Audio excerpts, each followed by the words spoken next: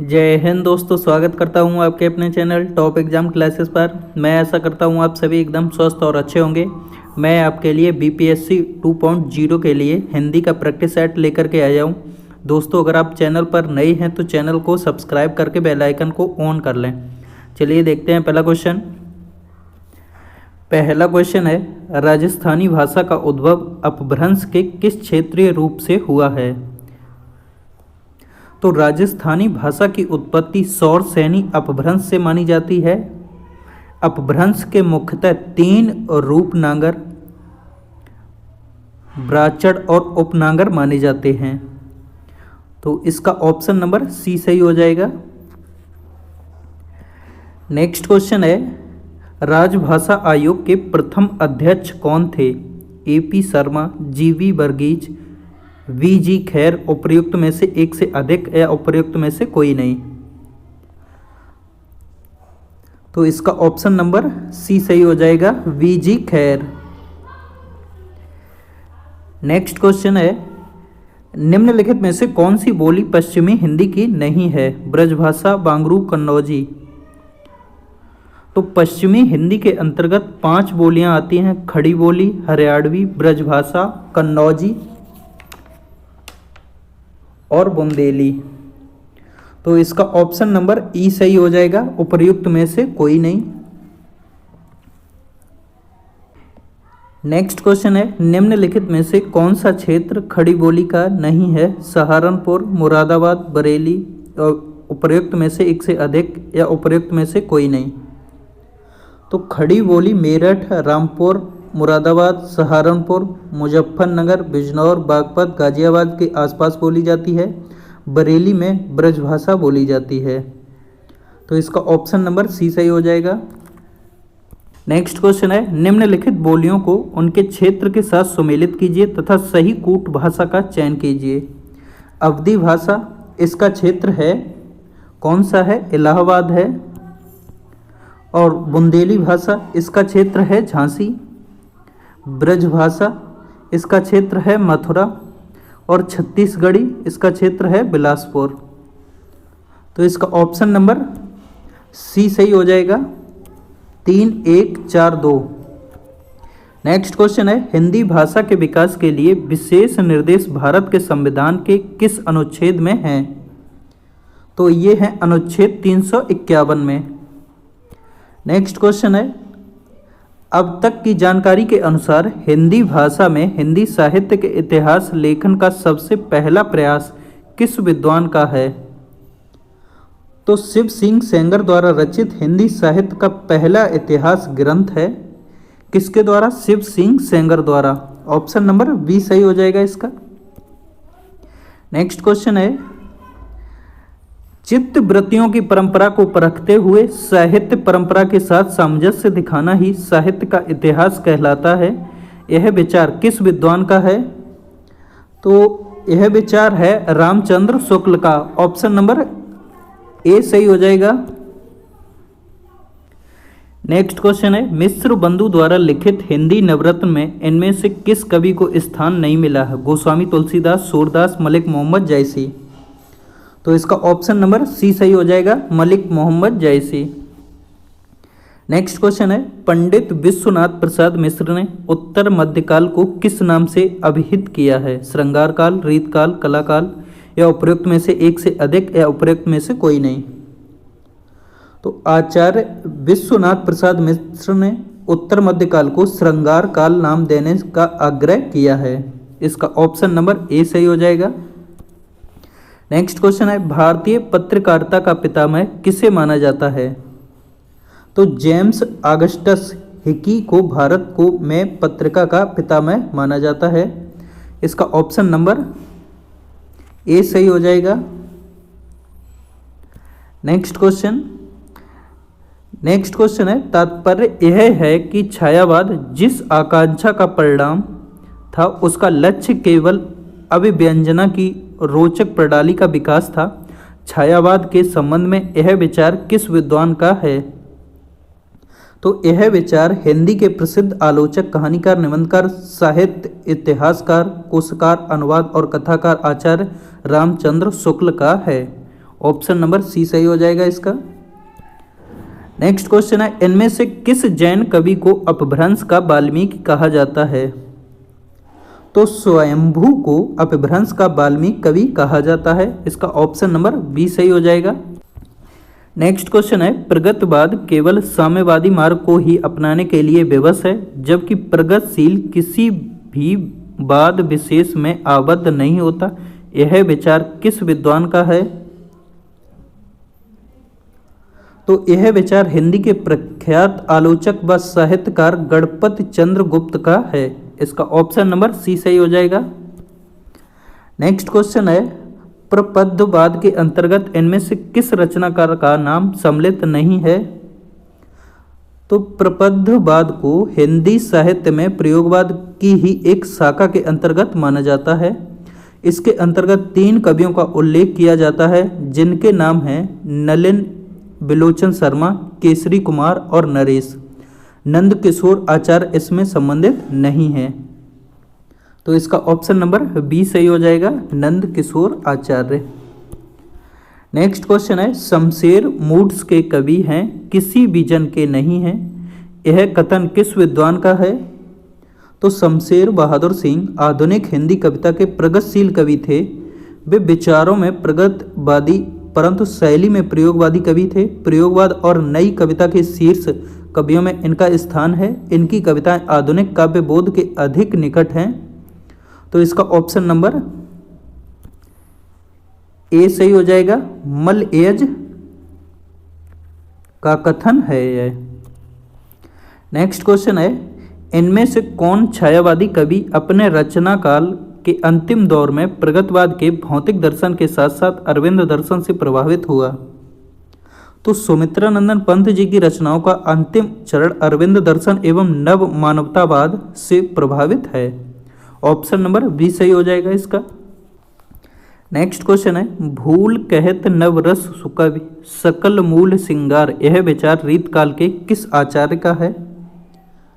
तो यह विचार रीतकाल के ख्यात प्राप्त कवि देव के ये पंक्तियां उनके ग्रंथ भवानी विलास से ली गई हैं, तो इसका ऑप्शन नंबर ई सही हो जाएगा, उपर्युक्त में से कोई नहीं। नेक्स्ट क्वेश्चन है, इन आचार्यों में से अलंकारवादी आचार्य कौन हैं? तो ये हैं केशव दास, ऑप्शन नंबर सी सही हो जाएगा। नेक्स्ट क्वेश्चन, इनमें से कौन मनोवैज्ञानिक उपन्यासकार नहीं है?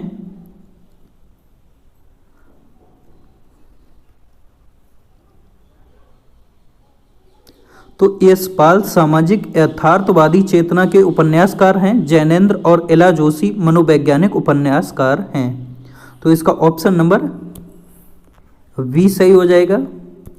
नेक्स्ट क्वेश्चन है, प्रेमचंद के किस उपन्यास में विधवा समस्या है? तो दिए गए विकल्पों में से किसी भी उपन्यास में विधवा समस्या का उल्लेख नहीं है, अर्थात इसका ऑप्शन नंबर ई सही हो जाएगा। नेक्स्ट क्वेश्चन है, जयशंकर प्रसाद के किस नाटक में तलाक और पुनर्विवाह की समस्या है? तो अपने कालजयी नाटक ध्रुव स्वामिनी में स्त्रियों की कई समस्याओं को बड़े जोर शोर से उठाया गया है। इसमें नारी के तलाक व पुनर्विवाह की बात को उठाया गया है, ऑप्शन नंबर बी सही हो जाएगा, ध्रुव स्वामिनी। नेक्स्ट क्वेश्चन, आधुनिक काल में गद्य का आविर्भाव सबसे प्रधान घटना है, यह कथन किसका है? तो यह कथन हिंदी के शीर्ष आलोचक और निबंधकार आचार्य शुक्ल का है, ऑप्शन नंबर सी सही हो जाएगा। नेक्स्ट क्वेश्चन है, कालिदास के शकुंतला नाटक का खड़ी बोली में अनुवाद किसने किया? तो ये किया राजा लक्ष्मण सिंह ने, ऑप्शन नंबर ए सही हो जाएगा इसका। नेक्स्ट क्वेश्चन है, कौमुदी महोत्सव एकांकी किस सम्राट के काल को चित्रित करती है? तो डॉक्टर राम कुमार वर्मा द्वारा लिखित हिंदी एकांकी कौमुदी महोत्सव सम्राट चंद्रगुप्त के काल को चित्रित करती है, अर्थात इसका ऑप्शन नंबर सी सही हो जाएगा। नेक्स्ट क्वेश्चन है, इनमें से कौन प्रगतवादी परंपरा का कहानीकार नहीं है? तो हिंदी के प्रसिद्ध मनोवैज्ञानिक उपन्यासकार और कहानीकार इलाचंद जोशी प्रगतवादी परंपरा के कहानीकार नहीं थे, इसका ऑप्शन नंबर ए सही हो जाएगा। नेक्स्ट क्वेश्चन है, जिंदगी और गुलाब के फूल यह प्रसिद्ध कहानी संकलन किसका है? तो जिंदगी और गुलाब के फूल की लेखिका उषा प्रियबंदा हैं। प्रस्तुत उपन्यास में लेखिका ने एक प्रौढ़ अविवाहित युवती के मानसिक अंतर्द्वंद को बड़ी भावुकता के साथ चित्रित किया। जिंदगी और गुलाब के फूल कहानी में सेवारत सुबोध स्वाभिमान की रक्षा हेतु त्यागपत्र देकर बेरोजगार हो जाता है। इस कहानी में बेरोजगार सुबोध की पारिवारिक उपेक्षा, मानसिक उलझनों का भी सूक्ष्म अंकन हुआ है। तो इसका ऑप्शन नंबर ई सही हो जाएगा, उपर्युक्त में से कोई नहीं। नेक्स्ट क्वेश्चन है, पंडित प्रताप नारायण मिश्र और बालकृष्ण भट्ट ने हिंदी गद्य साहित्य में वही काम किया जो अंग्रेजी में एडिसन और स्टील ने किया। यह विचार किसका है? हजारी प्रसाद द्विवेदी, रामचंद्र शुक्ल, रामविलास शर्मा या उपर्युक्त में से एक से अधिक या उपर्युक्त में से कोई नहीं। तो आचार्य शुक्ल ने प्रताप नारायण मिश्र और बालकृष्ण भट्ट की तुलना एडिसन और स्टील से की है। इसका ऑप्शन नंबर बी सही हो जाएगा। नेक्स्ट क्वेश्चन है, निर्वैयक्तिकता का सिद्धांत किसका है? अरस्तू का, क्रोचे का, इलियट का, उपर्युक्त में से एक से अधिक या उपर्युक्त में से कोई नहीं। तो निर्वैयक्तिकता का सिद्धांत इलियट द्वारा दिया गया था। किसके द्वारा? इलियट द्वारा। नेक्स्ट क्वेश्चन है, साहित्य का उद्देश्य विरेचन किसने माना? अरस्तू, प्लेटो, कॉलरेज या उपर्युक्त में से एक से अधिक या उपर्युक्त में से कोई नहीं। तो इसका ऑप्शन नंबर ए सही हो जाएगा, अरस्तू। नेक्स्ट क्वेश्चन है, भरत मुनि के रससूत्र की अनुमतिवाद पर आश्रित व्याख्या किस आचार्य की है? तो भरत के रससूत्र की व्याख्या आचार्य शंकुक ने की तथा वह अनुमतिवाद नाम से प्रसिद्ध हैं। तो इसका ऑप्शन नंबर ई सही हो जाएगा, इनमें से कोई नहीं। नेक्स्ट क्वेश्चन है, संस्कृत के किस आचार्य ने विशेषो गुणात्मा सूत्र के आधार पर रीत और गुण में अभेद माना है? तो इसका भी ऑप्शन नंबर ई सही हो जाएगा, इनमें से कोई नहीं। नेक्स्ट क्वेश्चन है, डॉक्टर नामवर सिंह को उनकी किस आलोचना कृत पर साहित्य अकादमी पुरस्कार मिला है? तो ये मिला है कविता के नए प्रतिमान पर। ऑप्शन नंबर सी सही हो जाएगा इसका। नेक्स्ट क्वेश्चन है,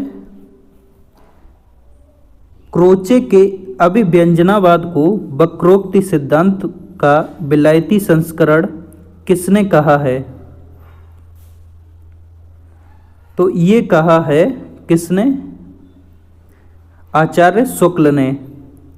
तो इसमें आचार्य शुक्ल का ऑप्शन नहीं दिया गया है, अर्थात इसका ऑप्शन ई सही हो जाएगा।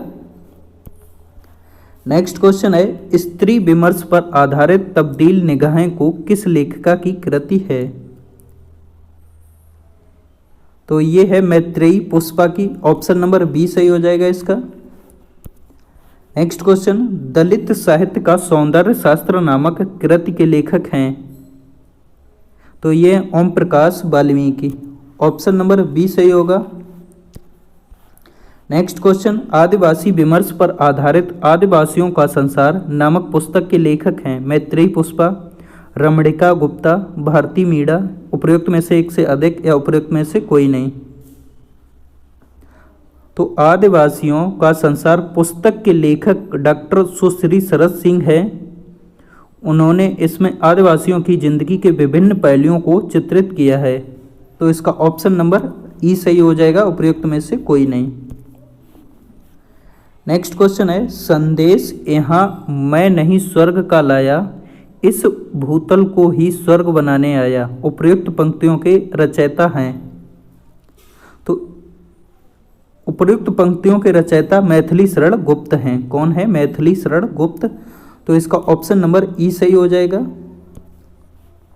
नेक्स्ट क्वेश्चन है, रामधारी सिंह दिनकर को उनकी किस कृति पर भारतीय ज्ञानपीठ पुरस्कार प्राप्त हुआ? तो रामधारी सिंह दिनकर को उनकी कृति उर्वशी के लिए ज्ञानपीठ पुरस्कार 1972 में प्रदान किया गया। तो इसका ऑप्शन नंबर सी सही हो जाएगा, उर्वशी।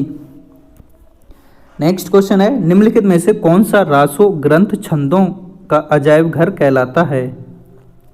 तो पृथ्वीराज रासो में 68 प्रकार से अधिक छंद देखने को मिलते हैं। इसे आदिकाल में रचित छंदों का अजायब घर कहा जाता है। तो इसका ऑप्शन नंबर बी सही हो जाएगा, पृथ्वीराज रासो।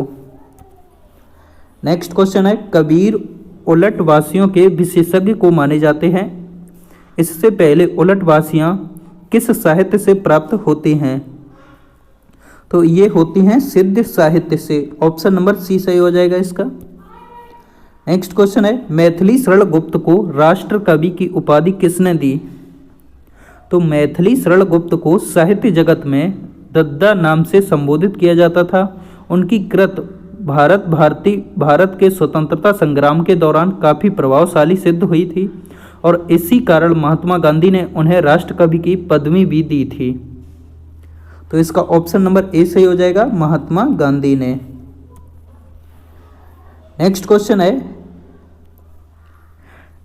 है, निम्नलिखित कृतियों को उनके रचनाकारों के साथ सुमेलित कीजिए तथा सही कूट भाषा का चयन कीजिए। तो अकाल और उसके बाद ये है नागार्जुन की। कलगी बाजरे की, तो ये है अज्ञे जी की। गीत फरोश, ये है भवानी प्रसाद मिश्र की। और ब्रह्म राक्षस, ये है मुक्ति बोध की। तो इसका ऑप्शन नंबर बी सही हो जाएगा, 4 3 2 1। नेक्स्ट क्वेश्चन है, कमलेश्वर द्वारा रचित कहानी नहीं है। तो एक और जिंदगी के कहानीकार मोहन राकेश हैं। तो इसका ऑप्शन नंबर ए सही हो जाएगा। नेक्स्ट क्वेश्चन है, चंद्रगुप्त नाटक में दृश्यों की कुल संख्या है।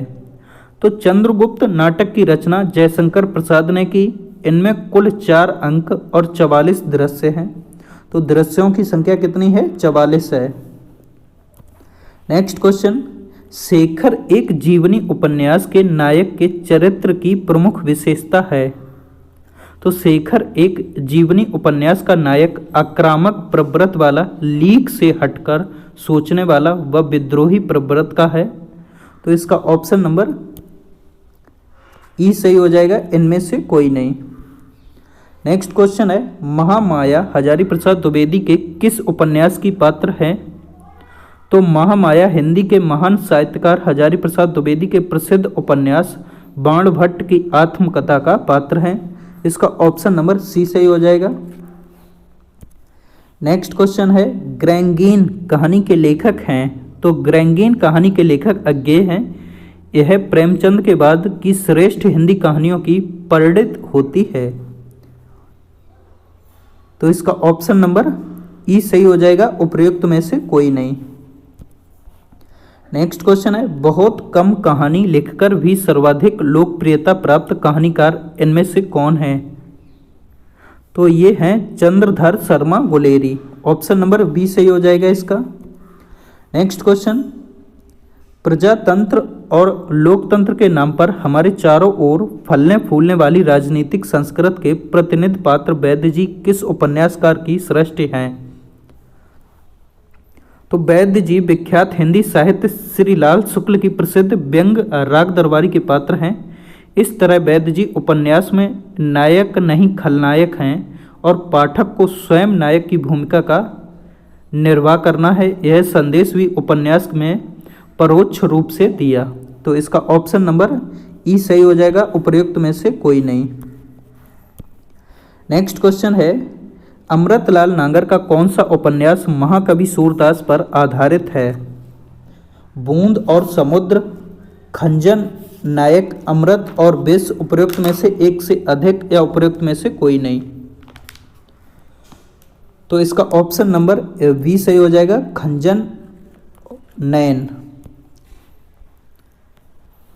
नेक्स्ट क्वेश्चन है, जिसे संसार दुख कहता है वही कवि के लिए सुख है। धन और ऐश्वर्य, रूप और बल, विद्या और बुद्धि, ये विभूतियाँ चाहे संसार को कितना ही मोहित कर लें, कवि के लिए जरा भी आकर्षक नहीं है। यह कथन गोदान के किस पात्र का है?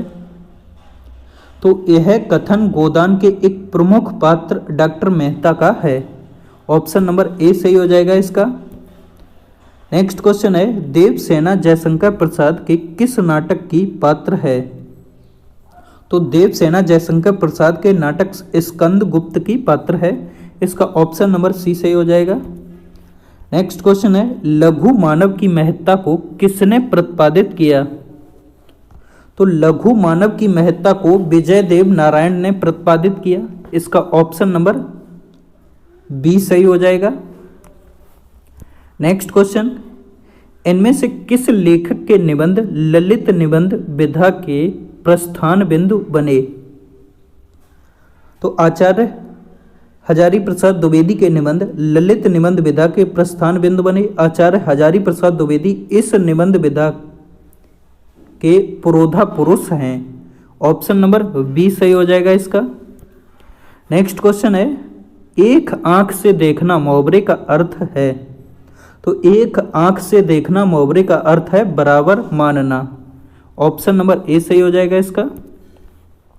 नेक्स्ट क्वेश्चन, किस शब्द में दीर्घ स्वर संधि नहीं है? तो महोत्सव शब्द में दीर्घ स्वर संधि नहीं है। महोत्सव शब्द में गुण संधि है। महाधन उत्सव इसका संधि विच्छेद है। तो ऑप्शन नंबर बी सही हो जाएगा इसका। नेक्स्ट क्वेश्चन है, मैंने रमेश को मारा था वाक्य में भूतकाल का कौन सा भेद है? तो क्रिया के जिस रूप में यह ज्ञात हो कि कार्य पहले ही पूरा हो चुका है उसे पूर्ण भूतकाल कहते हैं। पूर्ण भूतकाल में क्रिया के साथ था, थी, थे, चुका था, चुकी थी, चुके थे आदि लगता है। तो इसका ऑप्शन नंबर बी सही हो जाएगा। नेक्स्ट क्वेश्चन है, मनोज पुस्तक पढ़ता है वाक्य में वाच्य है।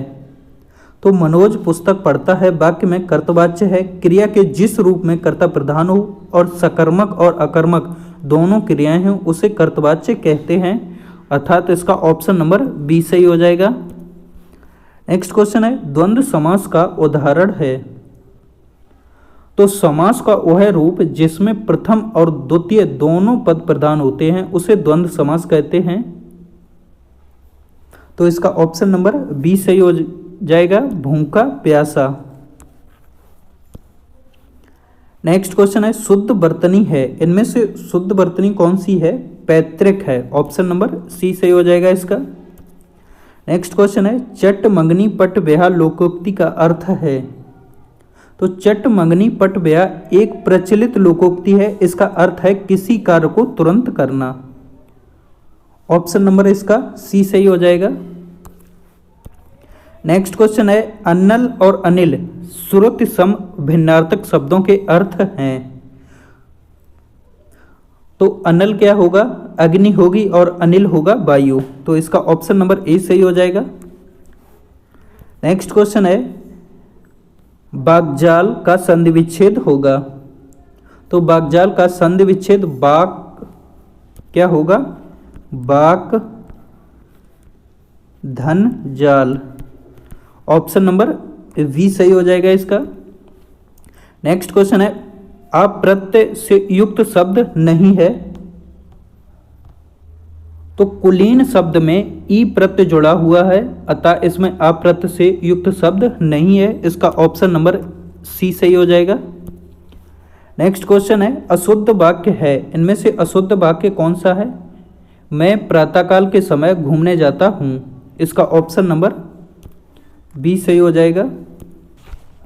नेक्स्ट क्वेश्चन है, अस्पताल में मरीज की मृत्यु हो जाने के बाद जब डॉक्टर इलाज के लिए आया लोगों ने कहा कि वह रिक्त स्थान है। तो रिक्त स्थान की पूर्ति के लिए उपयुक्त लोकोक्ति का चयन कीजिए।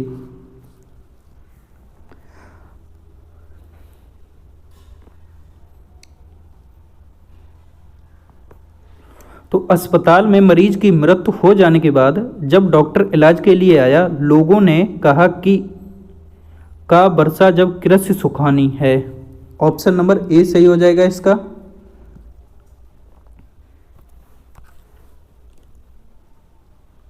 तो इसका अर्थ होता है समय बीतने पर सहायता व्यर्थहीन है। नेक्स्ट क्वेश्चन है, द्विग समास का प्रयोग किस वाक्य में हुआ है? तो चौराहा द्विग समास का उदाहरण है, क्योंकि जहां पूर्व पद संख्यावाचक होता है वह द्विग समास कहलाता है। ऑप्शन नंबर ए सही हो जाएगा। मोहन के घर के निकट चौराहा है। नेक्स्ट क्वेश्चन है, किस वाक्य में प्रेरणार्थक क्रिया का प्रयोग है? तो जब कर्ता किसी कार्य को स्वयं न करके किसी दूसरे को कार्य करने की प्रेरणा दे तो उस क्रिया को प्रेरणार्थक क्रिया कहते हैं। जैसे सीलना से सिलवाना, काटना से कटवाना इत्यादि। ऑप्शन नंबर बी सही हो जाएगा। पिता पुत्र से पत्र लिखवाता है। दोस्तों, अगर आपको यह वीडियो पसंद आई तो कृपया करके वीडियो को लाइक करें, शेयर करें और चैनल को सब्सक्राइब करें। धन्यवाद।